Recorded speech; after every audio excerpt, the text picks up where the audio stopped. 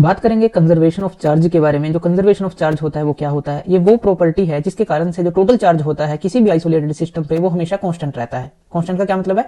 अगर मान लीजिए आप एक आइसोलेटेड सिस्टम लेते हैं जिसके ऊपर जो टोटल चार्ज एक तरह से मान लेते हैं है ही नहीं, न्यूट्रल है, तो उसके अंदर बहुत तरह की चार्ज बॉडी होंगी। और अगर वो चार्ज बॉडी हम यहाँ पर 3 बॉडी मान लेते हैं, एक पर जो है 2 पॉजिटिव है चार्ज है पहली बॉडी पर, दूसरी बॉडी पर 2 नेगेटिव चार्ज है और तीसरी बॉडी न्यूट्रल है। अब ये आपस में इंटरेक्शन करेंगी और अपने चार्ज को रिडिस्ट्रीब्यूट कर सकती हैं। यानी कि एक जो न्यूट्रॉन है वो प्रोटॉन और इलेक्ट्रॉन में चेंज हो सकता है। इसी तरह से प्रोटॉन और इलेक्ट्रॉन जो है वो इक्वल और अपोजिट चार्ज के हैं, तो वो न्यूट्रॉन से निकल सकते हैं। और अगर वो दोनों कंबाइन होते हैं तो वो जो है एक फोटोन को भी बना सकते हैं। यानी कि ये जब इंटरेक्ट करेंगी तो ये आपस के अंदर चार्ज को रिडिस्ट्रीब्यूट करेंगी। अब इसके अंदर नेट चार्ज तो इक्वल रहेगा, लेकिन जो चार्ज कैरिंग पार्टिकल है वो क्रिएटेड और डिस्ट्रॉय होते रहेंगे। यानी कि प्रोटॉन बन गया, कोई न्यूट्रल हो गया, कोई इलेक्ट्रॉन बन गया, इस तरह से। तो वो पार्टिकल जो है डिस्ट्रॉय और क्रिएट होते रहेंगे, लेकिन नेट चार्ज जो है वो हमारा आइसोलेटेड सिस्टम पर सेम रहेगा। तो ये होता है कंजर्वेशन ऑफ